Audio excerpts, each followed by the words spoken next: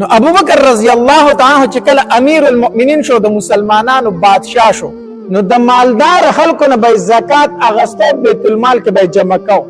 نو په مدینه منوره کې چې څومره کونډې وي یتیمانانو غریبانانو هغې ته به د میاشتې وظیفه ورکوله، د میاشتې وظیفه. او مسافر چې به د بار نه راغلی هغې له به خوراک سکاک د هغې نه ورکو. داسې حالات جوړ شي چې مدینه منوره کې اړو غریب پاتې نه شو، ځکه مالدارانو به زکات ورکو او هغه زکات په غریبانانو ته ورکېدو. نن زمانه کې کوم مالداران زکات ورکړي بیا غریب نشته دی. هر مالدار چې زکات ویست نو غریب چېرته پاتې کېږي. بیا عمر رضی الله تعالی عنه د بیت المال مشر و. یو ورځ لاړو چې بیت المال ته یې وکتل، مالونه را روان دي، خلک صدقې هم راوړي زکاتونه هم راوړي، بیت المال سم ډک دی د مال نه. عمر رضی الله عنه ډېر زیات خوشحاله شو چې ویې کتل، او چې ویې کتل غریبانانو باندې تقسیمېږي په دې هم ډېر زیات خوشحاله شو. نو کوم چې دوی مقرر کړی و یو تن په دې بیت المال باندې نګرانو، هغه ته یې وي ته ماله د مدینې منورې د غریبانانو هغه لیسټ راکړه، څنګه طریقه ده، څنګه تقسیموي، طریقه کار څنګه شروع دی. هغه ورته د کونډو د یتیمانانو هغه لیسټ مخې ته کېښود، په نومونه لیکلی شوي. عمر رضی الله تعالی وکتل چې پلانکۍ کونډه ده دومره راشن ورته د میاشتې ځي، پلانکۍ یتیم دی دومره راشن ورته د میاشتې ځي. ټول لیسټ چې کوم په دې کې یوه کونډه لیکلې شوې ده، نوم شته دی، دا ورته هم لیکلې شوي چې کونډه ده، خو مخې ته ورته دا نه وي لیکلې شوي چې دې کره څومره راشن تللی او څومره ورکره ځي، دا تفصیل نشته دی. عمر رضی الله تعالی چې کوم د بیت المال نگران هغه یې راوغوښتو، وي دا ښځه کونډه ده، وي او وي نوم خو موجود دی، وي او وي تاسو خو ورکره څه شی لېږلی نه دی، ولې د دې خو مخکې څه تفصیل نشته، نه خو ورکره څه لېږلي او نه ورکره لېږي، دا ولې؟ هغه ورته وي عمره مونږ امیر المؤمنین ابوبکر رضی الله تعالی منع کړي چې د دې کره به نه لېږئ، د دې کونډې کره به تاسو څه شی نه لېږئ. ابوبکر ورته ویلي وي او وي دا لیسټ یې پخپله لیدلی وي او وي دا ښځه پېژني، وي او پېژني، وی ولې وایي چې دې کره راشن مه لېږئ؟ وي موږ ته پته نشته دی، خو موږ ته حکم کړی چې دې کره به څه شی نه لېږئ، موږ ته پته نشته دی، موږ د هغه د حکم تابعدار یو، موږ ورکره څه شی نه لېږو. عمر رضی الله تعالی سوچ واغستو چې ابوبکر رضی الله تعالی خو زیاتې کوي نه، هغه زیاتې نه کوي، او دا کونډه ښځه ده و چې د دې کره راشن مه لېږئ، چې دا ولې؟ یاره دې خبره کې څه چل شته دی، ښه هسې به نه. سبا شو تپوس یې کو چې پلانکۍ ښځه چې د پلانکي ښځه را خاونې مړ دی، ورسېد محلې ته، حتی در دې پورې چې کور یې معلوم کو، دروازه یې وټکوله، ځکه چې دروازه د دنې طرفه زنځیر لټ وه، دروازه وټکوله، دنې نه ورته آواز وشو، وي څوک یې؟ وي دروازه لږه کولو کوي. هغې زنانه ورته د دنې نه آواز وکړو، وي دروازه خو نشم کولولی ځکه زه معذوره یم، دروازې له خو نشم درتلی، خو څه ویل غواړې، څه کول غواړې؟ وي زه راغلی دې دپاره یم چې ستا څه خدمت وکړم، ته کونډه یې، ستا خدمت له راغلی یم. یاره وي زما خو څه ضرورت نشته دی، زما څه ضرورت نشته. وی کونډه خوراک سکاک راشن هغه خو تا له راځي که نه راځي؟ وی نه ما له خو د بیت المال نه راځي، خو ضرورت مې هم نشته دی. وی څنګه ضرورت نشته؟ وی دا ګاونډیان مې ډېر ښه خلک دي، دوی ما له ډوډۍ راکوي، موډۍ راکوي، نو زه په راشنو څه کوم، دغه یوه تن یم، هېڅوک مې نشته دی، نو ځکه راشن نه اخلم. نو عمر رضی الله عنه ته بار نه آواز وکړو، وی راشن ته ضرورت نشته، خو نور خو څه خدمت کولی شم که نه، نور څه خدمت وکړم؟ وی او خدمت ته ضرورت شته دی. وی څه خدمت دی؟ یو خو مې دا کوټه کچه ده، نو د دې نه دا خاورې ډېرې را دوړېږي، نو سار دا ملک د خاورو ډکي، نو دا جارو کول غواړي. او بل دا دی چې معذوره یم، نو پاکې اوبه راله پکار دي، چې پاکې اوبه راله څوک راوړي، چې هغه څکمه بیا پاکې. هلته کې بعضې کویان به دا وي چې د هغې اوبه به ښکلې وي، د څکلو به وي، اکثر اوبه به نمکینې وي، د څکلو به نه وي. نو ما له خوږې اوبه راوړې دلته کې، هغه راته کېدي. نو عمر رضی الله عنه ته وویلو، زه را ورکولاومه چې درشمه چې دا منګي در راډکم، دا ځای پاک کړم. بوډۍ ورته وایي دا یو ځوان کړي دي، او هغه روزانه راځي دا کوي، خو انسان دی بیماري هر څه پکې راځي، خو هغه چېرته را نه دی، نو بیا هر هلته هم راځي چې ته ورسره پکې حصه اخلي. عمر رضی الله عنه فرمایلو ښه دا دی عمر ابوبکر رضی الله عنه دی ویلي چې زما راشن ته ضرورت نشته دی، دا ورته دې ښځې ویلي زما راشن ته ضرورت نشته، ځکه هغه راشن نه دی مقرر کړی، خو به هر حال خدمت یې دی، سبا به ورله زه راشم وبه یې کړمه. عمر رضی الله عنه سبا راغی، مونځ یې وکړو، داسې لږ ټایم تیر شو دی راغی بوډۍ ته بیا دروازه وټکوله مورې راغلی م چې خدمت دې وکړمه بچې ستا نه مخکې هغه ځوان راغلی و هغه کړی دی نشته ضرورت. عمر رضی الله عنه بیا حیرانه شو چې دا څوک دي داسې په سوړي سهار باندې د سهار وختي دی راځي او دا خدمت کوي بیا ځي. په درېیمه ورځ باندې عمر رضی الله عنه بیا راغی بیا ورته بوډۍ وي هغه ځوان راغلی او هغه خدمت کړی تلی ستا ته ضرورت نه دی پاتې شوی. په څلورمه ورځ باندې عمر رضی الله عنه کو هر څوک د خو دې معلومومه ډېر الله والا سړی دی خلکو ته ځان نه ښیي په توره تیاره کې راځي او خدمت کوي او ځي خو هر څوک دی خو دې زه معلوموم ګورم چې دا څوک دی. وی سیټ ته ودرېدم سهار وختي رالم مانځه پسې لږه تیاره وه داسې سیټ ته ودرېدم وی څه مې کتل چې په دې کې یو ځوان را روان دی پټکی والی دی او د مخ نه یې کپړه تاو کړې ده. دا شکل راته د بدن نه داسې اشنا اشنا ښکارېده چې د وجود ته مې ویله کتنه دا سړی ما ته څه اشنا ښکارېده خو مخ یې پټ او نه مې پېژندلو چې څوک دی. وی چې دې کور ته رانږدې شو داسې نو پیزار یې ویستو غلی غلی را روان شو غلی پیزار یې سپیال بیخپې را روان شو. وی دروازې له چې راورسېدو نو په دروازې ته لږ اوچت شو لاس یې ورباړ او په خپله ځان ته د هغې طرفه زنځیر کولاو کور ته ورننوت. چې کور ته ورننوت جارو یې راواغسته زه یې جارو کړو زه یې جارو کړو خاورې ماورې اوچتې کړې بیا یې هغه په یو لوښي کې یو ټاټکي کې هر شی چې په هغې کې ور واچولې هغه خاورې بار ورتاوې کړې کور یې بلکل صفا کړو دا خاورې پرې واولې د خاورې څخه په څخه شو لکه چې خاورې جارو کوي خامخا دوړې به در باندې پرېوځي. بیا مې څه کوتل چې مشک یې راواغسته او غاړې ته ور واچو لاړه اوبه یې ډکې کړې او راغې اوبه یې زنانه ته کېښودې چې اوبه یې کېښودې او دی واپس شو روان شو. وی چې روان شو منډه مې پسې کړه د شا غاړې مې راټینګ مې کو ما ته وی چې پرېږده څه کوې ما ورته وی چې راغلی ستا دپاره یم راغلی ستا دپاره یم ځان به راته ښایي ما ته وی چې نه نه زما مخ نشي لیدی ما ورته وی چې پېژندلی مې یې ملګری مې نه رانه خطا کېږي خو دا خبر په یقین سره بدلوم چې دا مخ دې م وینم نور ملګری مې خطا شوی رانه نه وي خو دا مخ دې وینم چې لږ یقین مې راشي. چې مخې کوله وکړو هغه امیر المؤمنینو د مسلمانانو بادشاه او ابوبکر صدیق رضی الله عنه ته وي ما ورته چې ابوبکر ته په دې ټایم باندې او دا خدمت ته په خپله کوي ما ته وی چې او عمره زه ابوبکر یم او دا خدمت زه کومه ما ورته چې ما ته به دې ویلي که نه ما به کړی زما زوی به کړی او ستا زوی هغه به کړی او غلامان د هغې به کړي وو دا د اوبو پیټې دې په خپله په اوږه اغوستی او خاورې دې په سر اغوستې او دا پیټې اوچتی نو غلامان دې نشته دی نوکران دې نشته دی مونږ به کړی که تا په خپله ولیکو. بیا ابوبکر رضی الله تعالی په جړا شو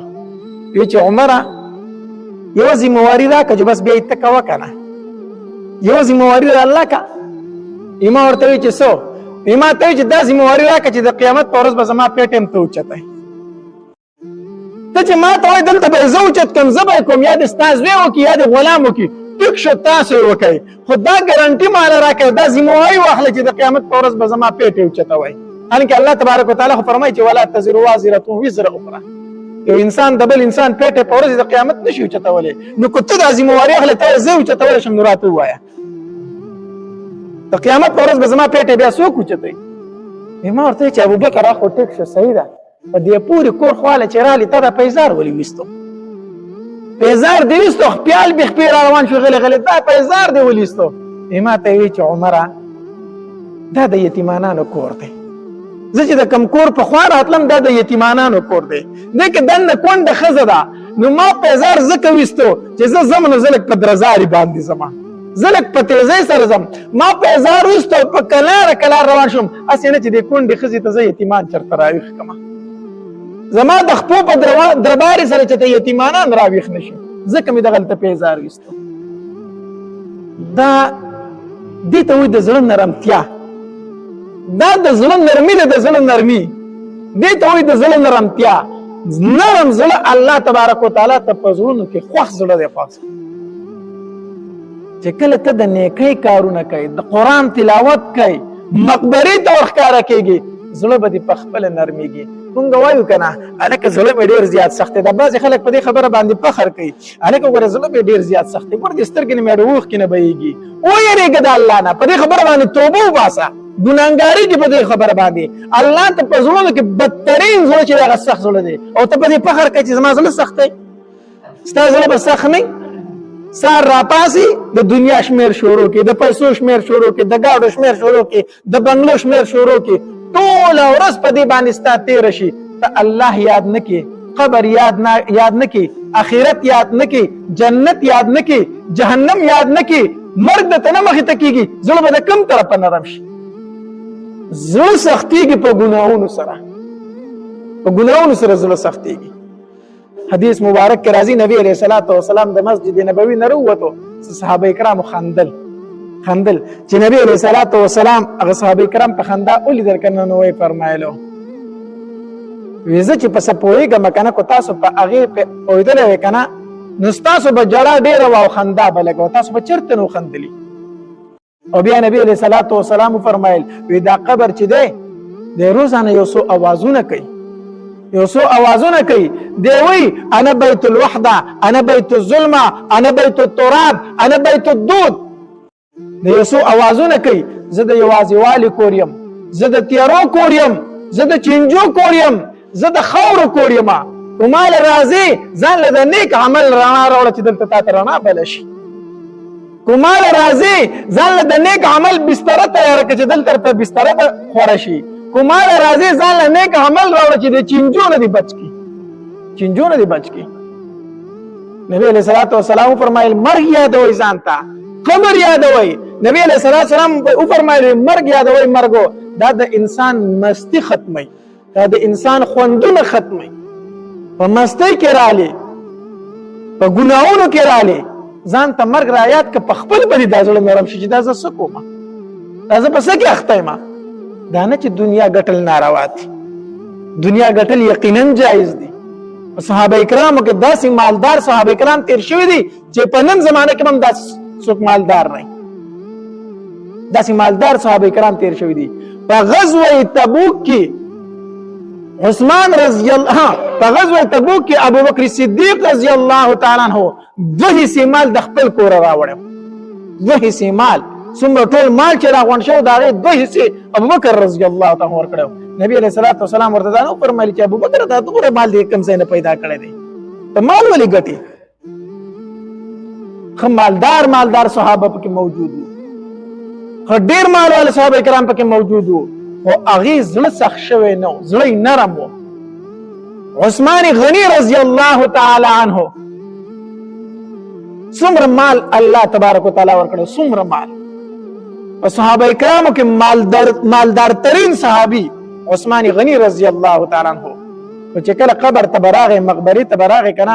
دومره به جړل، روایتو کې راځي وي دا اوخ کې به په ګیره باندې داسې را روان وي. نو چاته نه تاسو کو وی عثمان چې د نبی علیہ السلام په مجلس کې ناشتي د جنت ذکر کیږي، د جهنم ذکر کیږي، دومره نه جاړي. او چې قبرستان ته راشي او په قبر د سترګې ولګي بس بیا دې جلا نه ودرېږي، بیا جاړي دا ولي؟ عثمان رضی الله تعالی عنہ فرمایلی ما د خپل محبوب صلی الله علیه وسلم نه اوریدلی دي چې هغه فرمایي چې دا قبر چې دی دا د آخرت په منازلو کې اول منزل دی. کو دلته کامیاب شي خو وروسته کامیابي، کو دلته ناکامه شي نو وروسته ناکامه.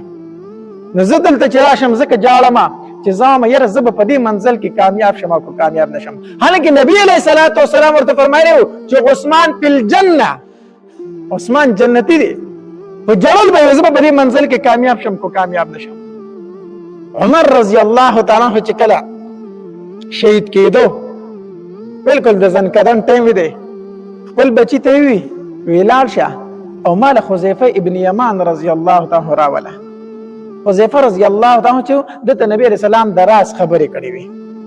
د نبی علیہ السلام د راز خبرې کولې، او د نبی علیہ السلام د بعضی منافقینو نمونه ذکر کړي و چې نور چاته نه ویلي پلان کې منافق دی، پلان کې منافق دی. دا حذیفه ابن یمان رضی الله تعالی عنہ نبی رسول الله خودلی بل چاته نه خودلی. ایمال حذیفه ابن یمان راولا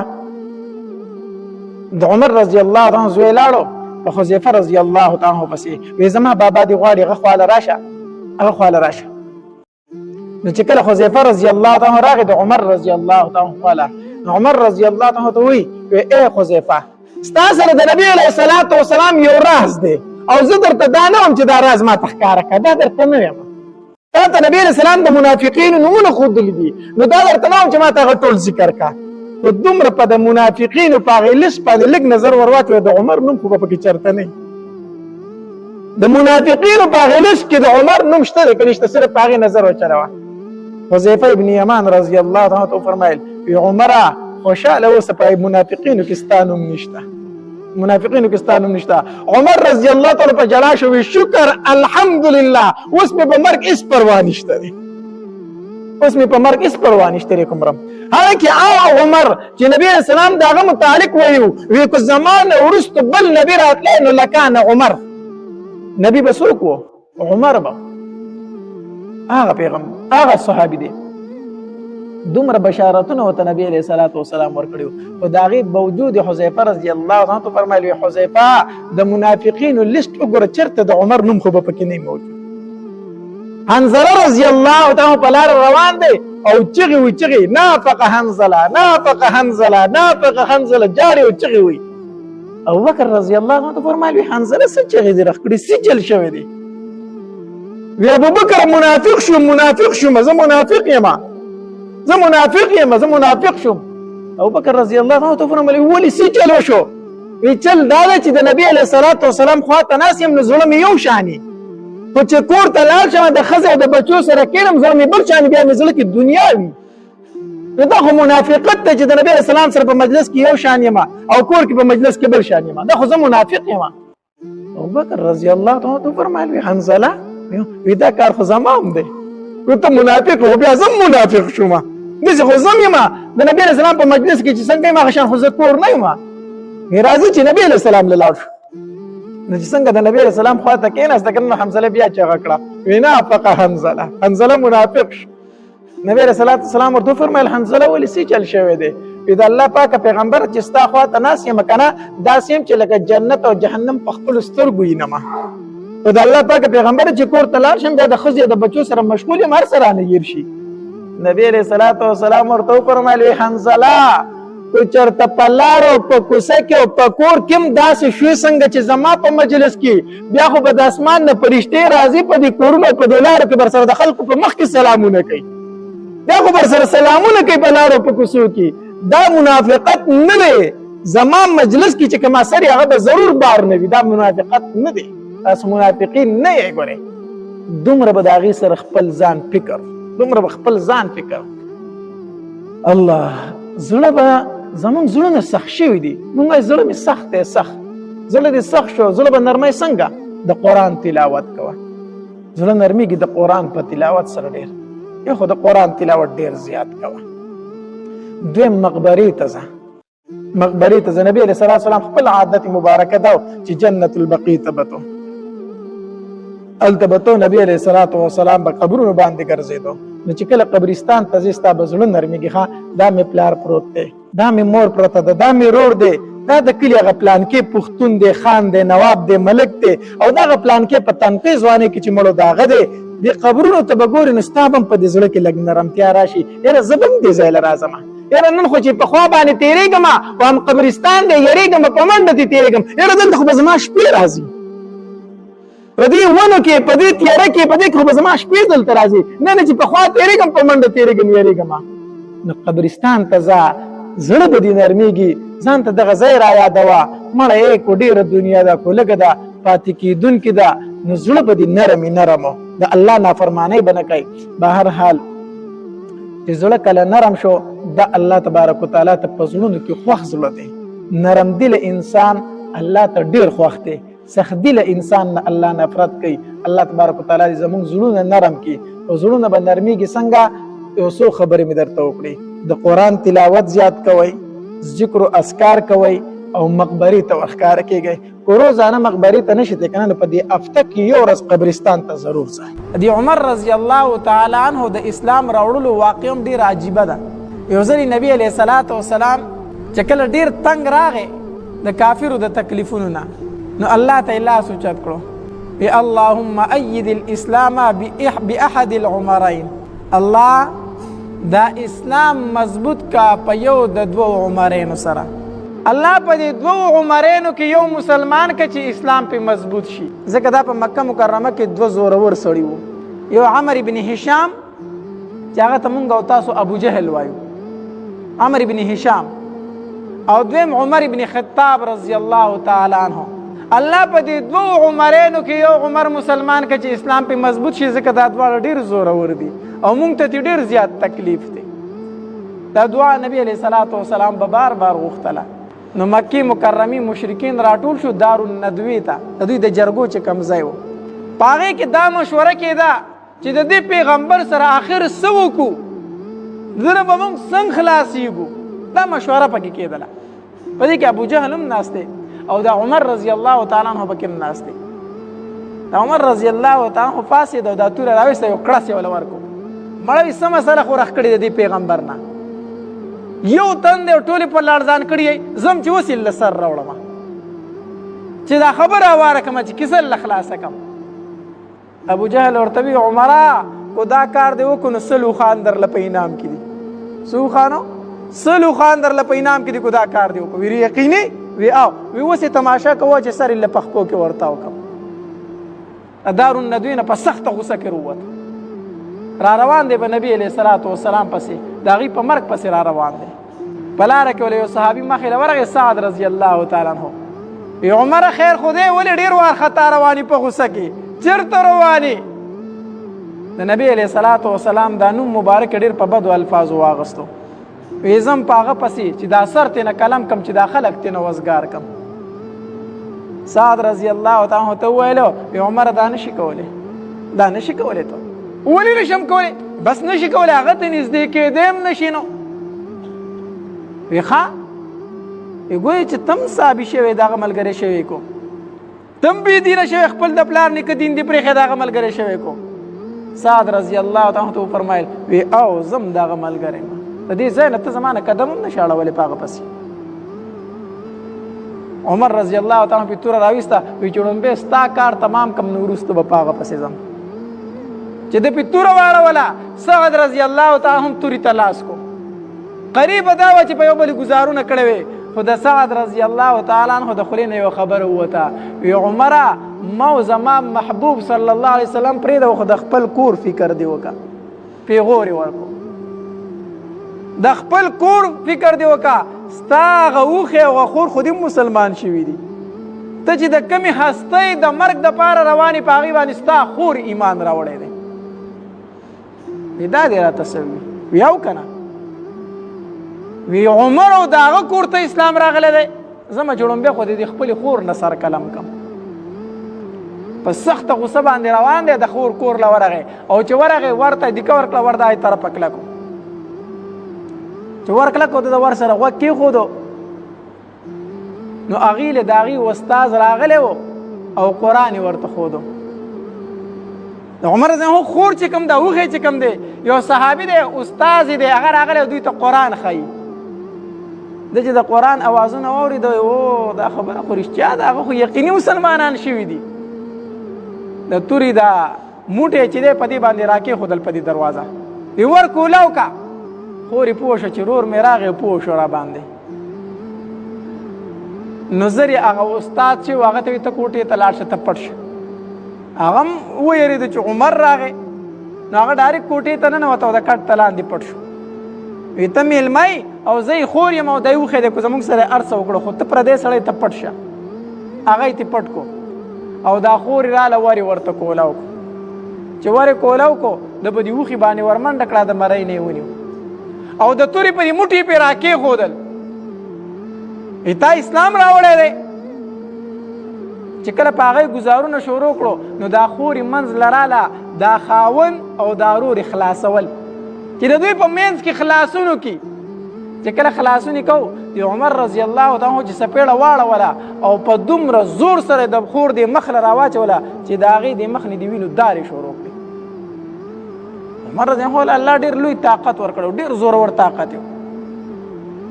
چې څپېړه یې تاو کړه او د خور دا مخ یې پې وو، نو د خور دا مخ د دې ګوتو سره وشلېدو او د وینو دارې ووالې. او د عمر رضی الله تعالی عنہ په مخ باندې دا داري ولګېدې او په دې کپړو دا داري ولګېدې چې خورې دې وینو ته وکتل په جړا شوه وی عمره یو خبره واوره زما کو ته عمر ابن خطاب د خطاب زوی نو زه د خطاب لور یم ګورې زه دې خور یم زه بل څوک نه یم ته کو ځان ته زورور وایې چې زه د خطاب زوی یم نو زه د خطاب لور یم زه ستانه کمه نه یم اسی ځان مه ستړی کوه کو بدن مې وي ټوکړي ټوکړي کړي د اسلام نه واپس کېږم نه زه د خطاب لور یم اسی ځان مه ستړی کوه عمر رضی الله تعالی عنہ چې خور ته وکتل جړا ته وکتل وینو ته وکتل ترسې راغی ترسې په زړه کې راغی وی ښځه دا پرېږده وه خو چې دا کم کتاب تاسو لوستو دا ماله لږ راکئ دا لږ ماله راکئ خور یې ورته وی نه شم درکولی وی ولې وی ته پلیت ته کافر قرآن پاک کتاب دی دا مونږ کافر له په لاس کې نه ورکو دې ته ته لاس نه شي لګولی عمر رضی الله ته وی ښه لږ خو یې راته ووایئ که نه لږ خو یې راته ووایئ که نه او دننه چې استاد خبرې واورېدې چې د عمر اواز خو بدل شو خبرې خو یې بدل شوې هغه ډایرکټ د کوټې نه راووت د کوټې نه راووته او قرآن یې کولاو کو وی عمره واوره عمره واوره او ړومبې دا آیت چې څنګه راواړو نو دا آیت راواختېدو انی انا الله فاعبدنی واقم الصلاة لذکری ډایرکټ دا آیتو زه الله ما زما بندگی وکئ او مون زما د یاد د پاره وکئ دا آیت چې واورید عمر رضی الله تعالی عنہ عمر رضی الله تعالی عنہ فرمایل وی خوري زه غسل کومه دا قرآن ماله لږ په لاس کې راکړه زه یې لږ ښکل کړمه او په کومه خستۍ چې تا ایمان راوړی دی ما غله بوځئ زه په ایمان راوړم عمر رضی الله تعالی عنہ غسل وکړو قرآن یې ښکل کو او خور ته وایي ما نبي علیه السلام له بوځه چې زه ایمان راوړم اوس دلته نبي علیه الصلاة وسلام په دار ارقم کې د خپلو صحابو سره ناست دی ځکه په مکه کې دا خبره خوره شوه وی عمر توره اغوستې ده او د نبي علیه السلام په مرګ پسې وتی دی ټوله مکه کې خبره خوره شوه که نه عمر توره اغوستې ده او نن دا قسم کړی دی په لات او په منات او په عزا باندې چې نن به د محمد مصطفی صلی الله علیه وسلم سر قلم کوم په دې پسې وتی دی نبی علیه السلام په دار ارقم کې د صحابو سره ناست دی تمام صحابه پریشانه دي چې دی راشي نو موږ به څه کوو ځکه د جهاد حکم خو لا راغلی نه دی وجلې خو شونه نو دی خو به زموږ محبوب ته نقصان ورسوي موږ به څه وکړو په دې کې عمر رضی الله تعالی عنہ روان دی او سیده ورغی په دار ارقم باندې وردن نشو نبی علیه السلام د خپلو صحابو سره ناست و چې دی وردن نشو صحابه کرامو د تورو نه کړس ویسته ټولې تورې راویستې چې زه عمر خو راورسېد که نه نبی علیه السلام یې ماته یې پرېږدوئ ماته یو تن به نه خوځئ د خپل ځای نه نبی علیه السلام ډېر زیات بهادر و صحابه کرام فرمایي وی مونږ په ټولو کې زیات بهادر چې هغه نبی علیه الصلاة وسلام یو ورځ مدینه منوره کې د شپې او د دماکې غونته اواز وشو لوی درز وخوتو د شپې تمام خلک د کورونو نه غلی غلی رووت چې څه چل دی صحابه کرام فرمایي چې مونږ رڼاګانې لګولې او مونږ سوره معلومات کولو نبی علیه الصلاة وسلام په شاتوره اس باندې بغیر د اس نه راغې زمونږ په خوا کې ودرېدو د اس نه ښکته راکوشو ویده شئ ویده شئ ما د مدینې منورې نه ګیر چاپېره چکر ولګو هېڅ نشته مونږ چې د کورونو نه راوتو نبی علیه السلام شاتوره اس ته ختلی و بغیر د زین نه بربنډ اس ته ختلی و او مدینه منورې پې بیا ګیر چاپېره کتلې وه چې وده شئ هېڅ نشته دی ما معلومات وکړو دومره نبی علیه السلام بهادر و نو نبی علیه السلام وفرمایل ویړک په نه وښئ ما ته یې راپرېږدی زه پوه شه او دی پوه شه نبی علیه الصلاة وسلام سیده ورغې او د عمر رضی الله تعالی عنہ د دې ګریوان نه ونیو وی عمره وایه په کوم غرض راغلی وایه په کوم غرض راغلی عمر رضی الله تعالی عنہ یو ځلې فرمایل وی قسم په الله چې نبی علیه السلام زما دې ګریوان ته لاس کو که نه او زه یې داسې وړه کولم چې عمره په کوم غرض راغلی وی قسم په الله د سر د ویښتو نه واله تر خپو پورې رانه خولې وتې وي چې صرف زما د ګریوان ته یې لاس راواچو زما دا بدن د خولو لون شړپ شو هر ویښته مې نیغ نیغ ودرېدو دومره د نبی علیه السلام روب و عمر رضی الله تعالی عنہ فرمایل وی دا الله محبوبه کلمه راته وایا، الله محبوبه کلمه راته وایا. چې عمر دا خبر وکړه وی ما ته کلمه وایا، دلته صحابه کرامو د نارای تکبیر اوازونه شروع کړو، صحابه کرامو چغې شروع کړې، الله عمر مسلمان شو، عمر مسلمان شو. دا توقع امید د چاو، خو دلته خو نبی علیہ السلام دعا وغوښتې وه که نه، الله اسلام مضبوط کی په یو د دوو عمرینو نه. خواجه عمر رضی الله تعالی عنہ ایمان راوړو، نو نبی علیہ الصلوۃ والسلام ته فرمایل وی د الله پیغمبره دا کم دین چې تا مونږ ته راوړی، دا کم قرآن چې تا مونږ ته راوړی دا یقیني حق دی؟ نبی علیہ السلام یې قسم په الله چې دا رښتینی دین دی. بیا پټ په دې کوټه کې ولې ناست یې؟ عمر ته فرمایي بیا پټ ولې ناست یې؟ نبی علیہ الصلوۃ والسلام ته فرمایل ما ته د الله حکم لا نه دی شوی، زه ښکاره تبلیغ نشم کولی، ما ته د الله اجازت نه دی شوی. عمر رضی الله تعالی عنہ تورې له کړس ورکو، وی عمر خو لاړو دی خو به یې اوس اعلان کوي. عمر پټ تبلیغ نشي کولی، عمر پټ په کوټه کې نشي کېناستی، زه خو لاړم، ما خو د خپل ایمان اعلان وکړو او لاړ مکې مکرمې ته ودرېدو. وی ای خلکو واورئ واورئ، عمر ابن خطاب د نن نه بعد مسلمان دی او که په چا کې طاقت وي نو راوړاندې دي شي. هلته کې ابو جهل او ملګري ناست دي چې عمر رضی الله عنه د نبي علیه السلام سر راوړي موږ له، او دلته عمر په مکه کې اعلان وکړو د بیت الله شریف سره خواته، وی زه مسلمان شویم او د نبي علیه السلام خلاف چې څوک را مخکې شي. دا د الله رحم دی، رحم. دا عمر چې کله ایمان راوړو اسلام یې راوړو، هغه تکبر هغه غرور بیا هغه نو بیا عاجزي وه. ما درته اوس وي حسن رضی الله تعالی عنہ فرمایي وی د اختر ورځ وه، د اختر ورځ وه او عمر رضی الله تعالی عنہ د کوره ووتو، وی په کپړو کې ټاکې لګېدلې وي، وی قسم په الله چې ما شمارلې د عمر په کپړو کې 12 ټانکې لګېدلې وي، ځای په ځای کمیش لیدلی و هغې ته به یې ټوکې ګنډلی و، 12 ځای کمیس ته ټانکې لګولې وي. بیا د عمر رضی الله تعالی عنہ سادګي وه، دا ولې دا یره راله، د الله نه یره راله. بیا دا عمر رضی الله تعالی عنہ په جماعت کې ناست دی، داسې ځان له ناست یې فکر یې کو چې په جړا شو، دا اوښکې په دې ږیره را روانې شوې، دا اوښکې په دې ږیره بهېدې. صحابه کرامو ته راټول شو، امیر المؤمنین ولې څه چلو شو، ولې جاړې؟ وی جاړم په دې باندې چې زه د مسلمانانو بادشاه یم او د قیامت ورځ به وي او الله تبارک وتعالی به د عمر د دې ګریوانه ونیسي او تپوس به ترې کوي چې عمره د فرات په غاړه باندې یو سپی د تږې نه مړ شوی او بادشاهي ستا وه، د فرات په غاړه باندې سپی د تږې نه مړ کېده او بادشاهي ستا وه، ته هغه ته اوبه ولې نه وې رسولې؟ زه به الله له څه جواب ورکوم، زه به الله ته څه وایم، زه به ځان څنګه خلاصوم؟ اول حق د بچی په مور او پلار باندې دا دی چې دله به حلال روزي پیدا کوي، د حرامو نه به خپل بچی ساتي. دا د بچی حق دی په پلار باندې چې دا پلار به دی بچی له حلال روزي پیدا کوي، د حرامو نه به ساتي. ځکه د کم بچی تربیت، د کم بچی پالنه چې په حلال روزي باندې وشوله، الله تبارک وتعالی د دنه د دنیا او د آخرت ډیر لوی کار اخلي. او د کم بچی چې خصمانه د هغه پالنه په حرامو باندې وشوله، نو دا بچی به د مور د پارم د سر درد وي، د پلار د پاره هم د سر درد وي او د تمام معاشرې د پاره به د سر درد وي. ځکه حدیث مبارک کې راځي نبی صلی الله علیه وسلم فرمایي وایي کم غوښې او اډوکې چې په حرامو باندې جوړ شي، دغې غوښې او اډوکو له اور د جهنم بیا بهتر دی. نو تا چې د خپل بچو غوښې په حرامو رخ کړي دي،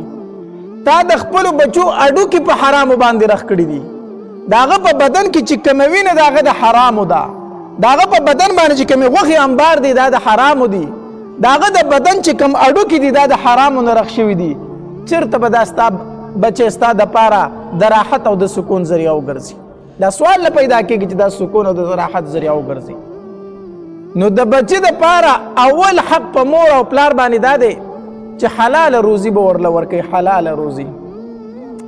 په دې بزرګانو کې یو عالم تیر شوی دی، یو لوی محدث دی،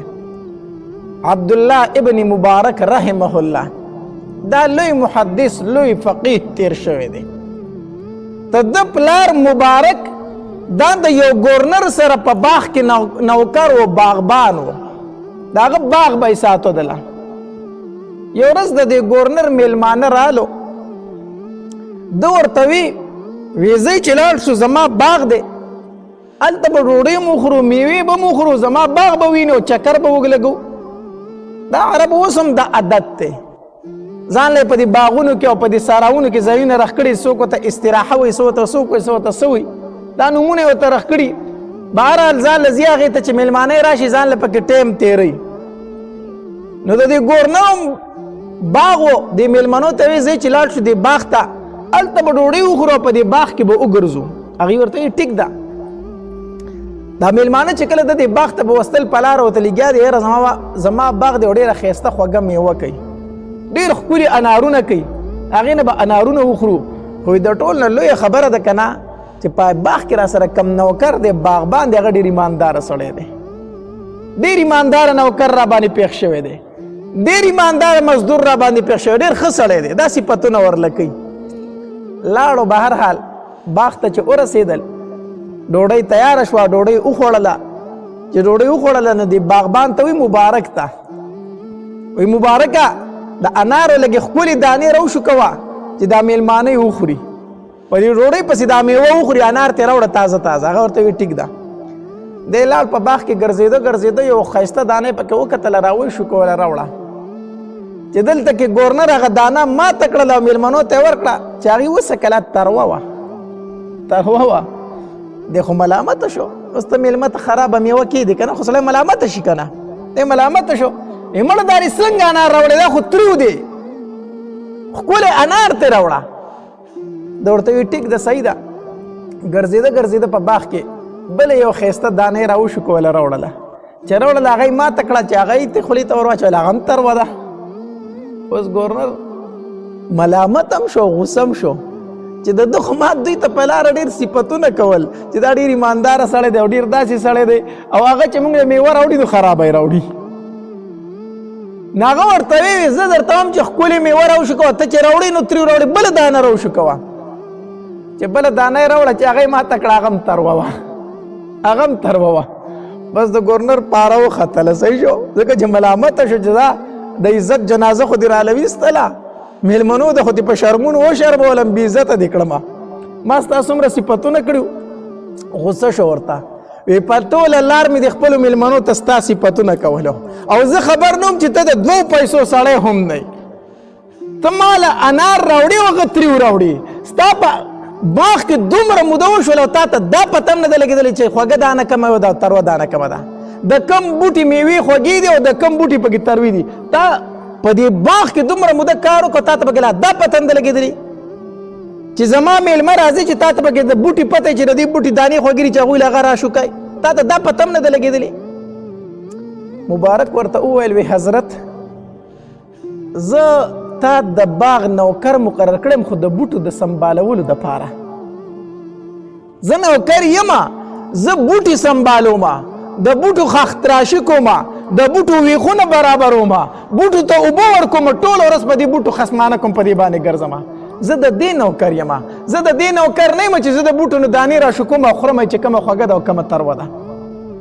وی ولې تا د دې بوټو نه سکه نه ده کړې؟ وی نه، ما ته یو اوسه پورې د دې نه ما دانه هم نه ده راشو کولی، ما د دې نه دانه سکلې نه ده، نو ما ته به څه پته لګي چې کوم بوټی خوږ دی او کوم تریو دی. ما د بوټو خصمانه کړې ده، زه د دې نوکر یم او د دانو مالک خو ته یې، نو چې تا راته نه دي ویلي نو زه څنګه وخورم دانه. او ګورنر خو خوشحاله شو، زه د عزت جنازه خو دې رالیستلې وه، خو عزت خو مې بیا په حال شو. ما وایي چې ډېر ایمانداره سړی دی، خبره خو رښتیا شوله. وی تا د دې نه دانه نه ده سکلې؟ نه، ما ترې نه ده سکلې، ما ته پته نشته دی چې دا څنګه دي، ځکه دانې ستا دي او د بوټو سنبالول زما دي. الله دې داسې ایمانداري په مونږ کې پیدا کړي. نن سبا ته په خپل باغ باندې نوکر ولګوه که نه، وایي لکه د مالټو دا باغ راله ساته، ستا کره به کور دومره کریټونه نه چې څومره به د هغه کره په کور کې پراته وي. هغه خو پرېږده وه، د هغه چې څومره خپلوان دي هر یو ته تروړه لېږلي چې زه د مالټو په باغ کې نوکر یم، دا تروړه مې دې تا له در ولېږله. داسې ده که داسې نه ده؟ ته په باغ باندې نوکر مقرر کړه که نه، یا خپل کار روزګار له چې ته یو نوکر ونیسه، نو طالب ته دومره نه راوړي چې څومره ته ځان له کور ته چلی. دا ایمانداري نه ده ښه، ایمانداري دا ده. به هر حال عبدالله دا گورنر خو پوه شو چې دا سړی دومره ایماندار سړی دی، نو دا خو د باغ د نوکرۍ نه دی. دا دومره ایماندار سړی دی نو په ده باندې به زه باغونه ساتم. دا خو چېرته ځان له راوسته غواړي، دا خو ډېر د کار سړی دی. وینا یې ورته وکړه وایي د نن نه بعد ته په باغ کې نوکري مه کوه، د باغ نه مې ته کټ کړه دی. مبارک ویرېدو چې یاره ګوره چې ګورنر رانه خفه شو د نوکرۍ نه یې ویستله مکو، د نوکرۍ نه یې کټ کړه مکو. وی نه که نه ته به په باغ کې نوکري نه کوي، ته به زما بنګلې ته راشي، هلته به زما سره نوکري کوي. ته به زما سره زما په دیره کې ناست ته خو ډېر امانتدار سړی یې، ته هلته راځه. بهرحال مبارک د باغ نه بوستو خپل دیرې ته، هلته به یې د میلمنو خدمت کو. یو ځل دا ګورنر داسې په دې چمن کې ناست او خفه ناست دی، سوچونه کوي.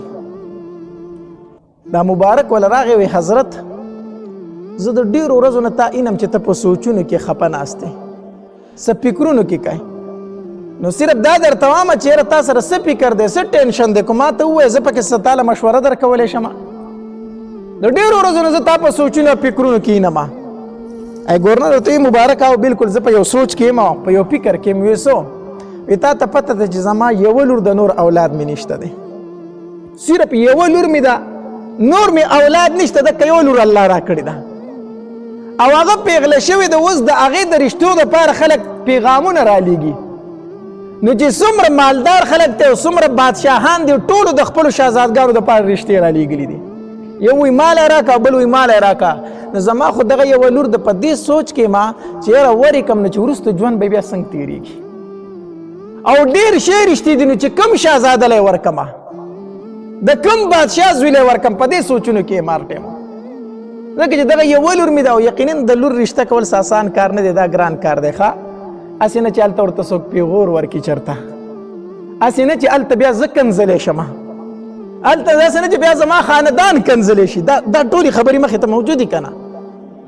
هسې نه چې هلته بیا زما د لور ژوند خرابي، نو نه به خلاصېږي او نه به ژوند تېرېږي.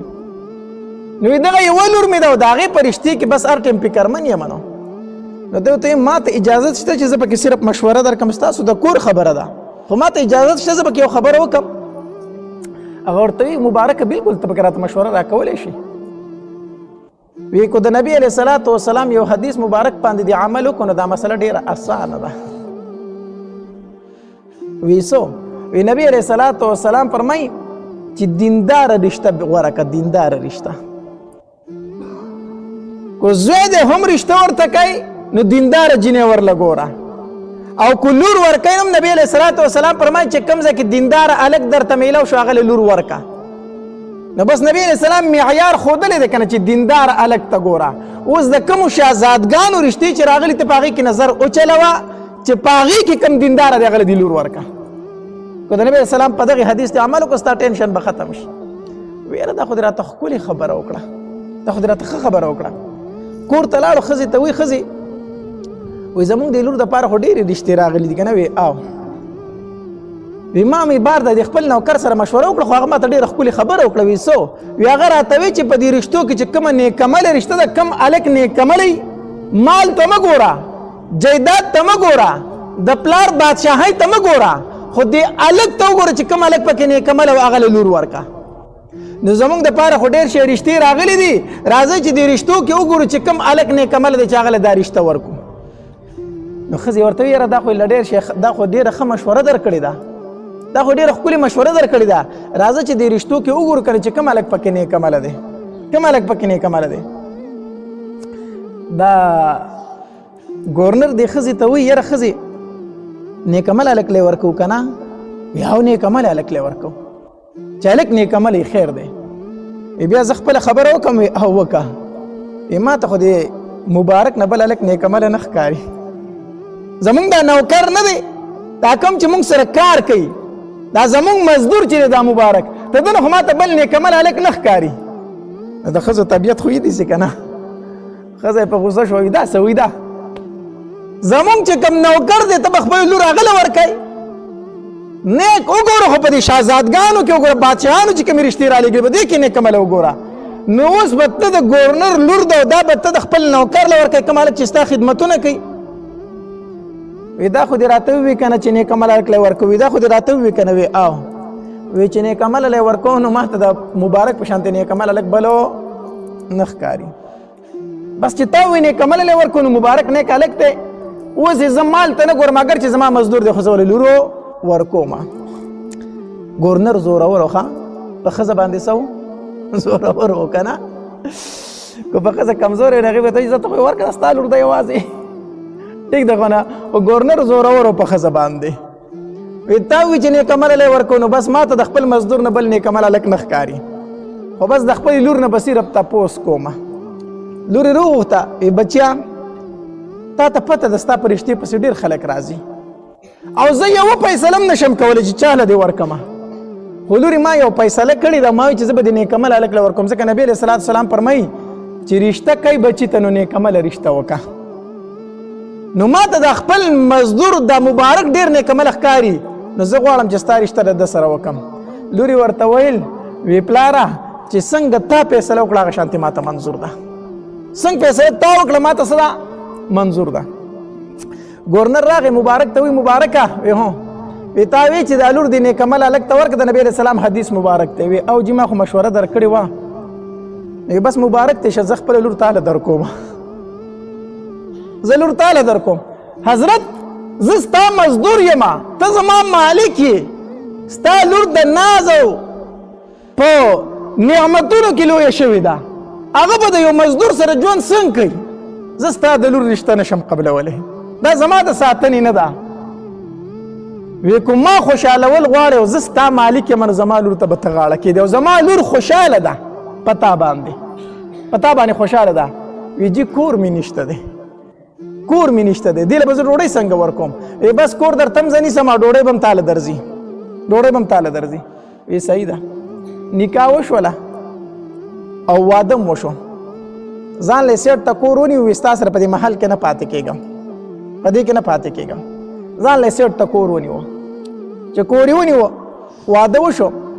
نو دې صرف خپلې ښځې له راغې دومره ورته وویلو وی زه چېرته ځمه او تاله به ډوډۍ رالیږمه خو تاله چې د پلار د کوره کوم ډوډۍ راځي یا به ته نه خوري هغه به ته نه خوري پلار ته خو یې پته و چې موږ خپل نوکر له لور ورکړې ده نو د کور نه ورپسې پخلی تلو وی خیر دی دا ډوډۍ د پلار کور کره واپس مه لیږه دلته چېرته غریبانانو له ورکوه هغوی خبروم خو ته به یې نه خورې تاله به ډوډۍ زه رالیږم وی صحیح ده او مبارک ووتو د ښځې سره لا یو ځای شوی نه دی ښه څنګه چې واده وشو د کوره ووتو وی ډوډۍ به زه رالیږم هغه به خوري د پلار د کوره چې تاله کومه ډوډۍ راځي هغې له به خوله نه ورړي هغه غریبانانو ته ورکوه وی ټیک ده دی ووتو بارې مزدوري شروع کړه مزدوري به یې کوله او روزانه به کور ته ښځې له ډوډۍ رالیږله وی زما ښځی زما خبره به منې کو زه تاله وچه رالیږم کو لمده رالیږم هغه ډوډۍ به خوري خو د پلار د کور ډوډۍ به نه خوري بس ښځې هم تپوس نه کو خو د خاوند حکم دی جو نیک عمله جینۍ وه هغه شانتې کول 40 ورځې پس مبارک کور ته راغی ښه د واده نه 40 ورځې پس نو چې 40 ورځې پس راغی نو دا ښځه په جړا شوه مبارکه چې خوښه دې نه هم نو څه له دې کولمه زه خو تا لیدلی وما ستا په مخ کې باندې رالوی شوما زما پلار چې تاله در کولم نو ته خو مجبوره نه وې که نه تا به ورته ویلي چې زه یې نه کومه نو زه دې راوستې ما په خوشي کور کې دې کېنولې ما زما د واده شپه دې ما سره هم د تېره کړې زما د کوره وتېږي نو ولې ما له دا تکلیفونه راکوې ولې ما له دا مصیبتونه راکوې چې ما سره کېنې نه عبدالله ابن مبارک د سترګو نه اوښکې روانې د مبارک صاحب د سترګو نه اوښکې روانې شوې وی ښه مې خوښوي ما لیدلې او کتلې یې ډېره زیاته مې زړه ته نږدې یې ښه نو چې زړه ته دې نږدې وم نو تلې رانولې یې وی تلې درنه زه کومه چې ما ته پته ده ستا پلار ډېر نیک عمله انسان دی ډېر نیک انسان دی خو بیا هم د دې علاقې ګورنر پاتې شوی دی نو د ده په دې رزق کې به دومره چېرته د غریبانانو حق وي د ده په دې روزۍ کې به دومره چېرته د غریبانانو حصه وي هغه به حرامه وي نو ما وی که د هغه ډوډۍ ته خوري نو ستا دا ګېډه او ستا دا وینه د هغې حرامونه نه بچ کېږي نو ما ووی چې هغه ډوډۍ به ته نه خوري 40 ورځې به زما د حلاله روزي زما د حلاله ډوډۍ خوري چې زه په خپلو لاسونو وګټم چې کومه حرامه ډوډۍ ستا په ګېډه کې چې هغه در نه وځي هغه درنوځي ما تعالی څلوېښت ورځې د خپلو لاسو ډوډۍ راولېږله او تا وخوړله اوس دې خواله رالمه اوس به ما تا خپل شب زفاف منو کو د واده شپه به منو کو کېدای شي الله تبارک وتعالی د دې حلال روزې په برکت سره موږ له چېرته ښایسته نیکمل اولاد راکړي د دې نه بعد تا سره میلاوېږم که مخکې در سره میلاو شوی وی نو ستا په جسم کې حرام و حرام نو بیا زما بچی نیکمله نه شو جوړېدی اوس د حلال روزي وخوړله اوس به در سره میلاو شم کېدای شي الله تبارک وتعالی لره نیکمله بچی راکړي بهرحال هغه کوم تعلق چې هغه قایم شو او الله تبارک وتعالی ورله د هغې نه یو بچی ورکو عبدالله نوم یې ورله کېښودو حدیث مبارک کې راځي الله تبارک وتعالی ته په نومونو کې خوښ نوم چې دی عبدالله دی او عبدالرحمن دی کوم نوم دی عبدالله عبدالرحمن دا ښایسته نوم دی نو موږ ته خلک وایي مولي صاحب زما بچي دی نوم کېده موږ ورته وایو عبدالله ورله کېده که نه مولي صاحب مړه داسې د مشرانو نوم دی راته ووایي چېرته نوی سمارټ نوم راته ووایه نو موږ وایو دا نوی سمارټ نوم ته خوښ که او بیا یې ما ته ووایه زه به یې معنی وګورم د دې وجې نه زه د چا بچو له اوس نوم نه ږدم ښه زه د چا بچو له نوم نه ږدمه ولې زه چې ورته نوم ووایم نو وایي بل پکې نه و نو زه هم ته ورله کېدو خو بیا ما ته ووایه چې معنی یې څه ده زه به یې درله معنی صرف وګورم نورې خوښ ته که ځکه چې زما هغه بیا ته نه ږدي نو ښه خدای چې ته یې کېږدي معنی به ورله زه وګورم ټیک ده که ټیک نه ده یو په دې ګوګلو باندې د نومونو معنی مه ګورئ ښه صحیح شو په دغې باندې د نومونو معنی مه ګورئ دغه ګورې هغه ځان له حساب هغه چې کوم معنی کوي نو هغه معنی د عربۍ سره هېڅ تعلق نه ساتي هلته معنی مه ګورئ د عالم نه تپوس کوئ بهرحال نو عبدالله نوم یې ورله کېښودو د رالویدو د پلار سره هم غم او د مور سره هم غم چې بچی رانه لوپر نه شي خو بهر د معاشري اثر داسې و چې عبدالله ډېر په ناروا وسر شو د کلي چې کوم لوپر هلکانو د هغوی سره یو ځای شو حتی در دې پورې چې دې حالت ته ورسېد چې د عبدالله نه شرابي جوړ شو د عبدالله بن مبارک نه څه جوړ شو شرابي جوړ شو پلار به هر ټیم جړل چې الله ما د دې بچي دپاره څومره تکلیفونه برداشت کړي چې زما بچی نیکمله شي الله هغه خو شرابي وختو مور به پسې په ساراونو کې په چغو چغو جړل او شاته ورپسې ګرځېدله او روانه به پسې وه بچی ستا دپاره پلار ډېرې قربانۍ ورکړي دي بچی ستا پلار څلوېښت ورځې پس زما خواله راغلی هو چې الله ما له نیکمله بچی راکړي ستا د لاسه خو ما د واده شپه نه ولیدلې څلوېښت ورځې پس زما له راغلی و د هغه سره دومره فکر و بچی تا نه شرابي جوړ شو کور ته راځه چغې به یې پسې والي جړا به یې کوله خو په عبدالله باندې اثر نه کو په هغه باندې اثر نه کو یو ورځې اوده دی او خوب اینی په خوب کې اینی چې په ونه باندې یو مرغۍ ناسته ده او هغه مرغۍ دا آیت په تیزه تیزه باندې وایي دی اوس خوب اینی هغه آیت سره الم یأنن الذین آمنوا ان تخشع قلوبهم لذکر الله اے د الله بندګانو په تاسو باندې اوس هم هغه وخت نه دی راغلی چې د الله ذکر ته ستاسو زړه نرم شي دا به په تاسو باندې کله راځي چې تاسو الله ته غاړه کېدئ تر کومې پورې به تاسو د الله نه غافله ګرځئ تر کومې پورې به تاسو الله جګړې باندې ګرځئ تر کومې پورې به تاسو د الله دشمنۍ ته مټې والي هغه وخت به تاسو نه دی راغلی چې زړونه خو نرم شي دی چې راپاڅېدو داسې ورپېدو ویرېد د شرابو په نشه کې و چېرې دا خو الله ماته وي دا خو الله ماته وي چې عبدالله په تاله دا وخت نه دی راغلی الله نه به کله شرېږي کور ته راغې پلار ته وي پلاره زړه مې غواړي چې تجارت وکړم تجارت له زما له لږې پیسې پکار دي پلار یې ورته وي بچیا ما خو وي چې تا نه به د نبي علیه صلات وسلام د احادیثو لوی عالم جوړ شي خو ځه چې د احادیثو عالم درنه جوړ نه شو تجارت وکړه کم از کم دا شراب خو به پرېږدي د لوپرو ملګرو نه خو به لرې شي پیسې وله ورکړې دا واله او زه تجارت ته لاړ شم تجارت له ووت دی لاړ ډېره موده تېره شوله پلار به م ګرځېده چې یاره زه بچی مې ورک شوی دی ځکه به پیدل سفر وي کلونه تېر شو دی کور ته رانغې د پلار یم تمه کتې شوي وه چې زه بچی مې چېرته لوپر او د تجارت په بانه وتی دی کور چېرته تللی دی چېرته یا به مړي د شرابو په نشه کې یا به ژوندی خو چېرته به ګرځي ډېر وخت تېر شو په دې کې کور ته اواز راغی وی عبدالله ابن مبارک د تجارت نه روان دی او ډېر روښاني د سامان ډک کړي او راغی پلار یې ورله په منډه بار ته ووتو چې ورغې ورغاړې وتو وی بابا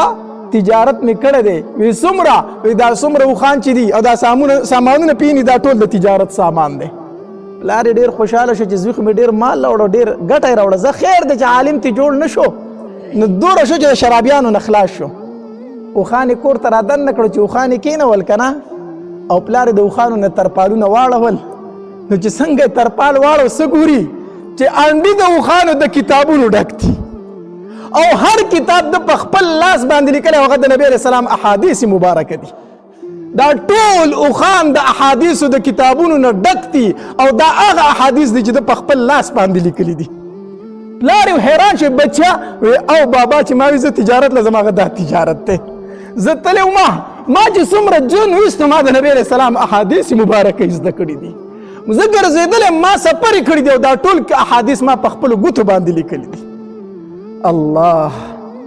د پلار هغه ارمان یې څه شو پوره شو عالم ته جوړ شو. څه ورځې تېرې شي پلار یې ورته وایي مبارک وی عبدالله په دې تجارت کې خو به دې څه کمې نه وي او بابا لږ کمې پکې نور هم شته نورې پیسې وله ورکړې وی لاړ شو نور علم حاصل کا نور علم حاصل کا. الله ته داسې عالم جوړ کو کنه چې په بخاري شریف کولو کې نو د عبدالله ابن مبارک نه احادیث مبارکه نقل دي چې احادیث بیانوي نو د عبدالله ابن مبارک سے نوم پکې راځي. داسې د لوی مرتبه عالم او محدث ته نه جوړ شو. د محدثینو امام ته نه الله جوړ کو. د محدثینو امام دا ولي دغه حلال نوڼۍ برکت او د خبره مې درته در دې پورې کوله د بچه اول حق په پلار دار چې نوڼۍ دی ولا حلاله ورکې حلاله خپل بچه د حرام نوڼۍ نه وساته الا غیر به دا بچه ستا د سر اوچتوالی ګرځي چې کله د بچه په حرامو لوی کړی سوال نه پیدا کېږي چې دا بچه ستا نوم اوچت کړي. دا بچه به دې په شرمونو شرموي بیا د ده نه عالم او حافظ نشي جوړېدی. ګورې یاد وساته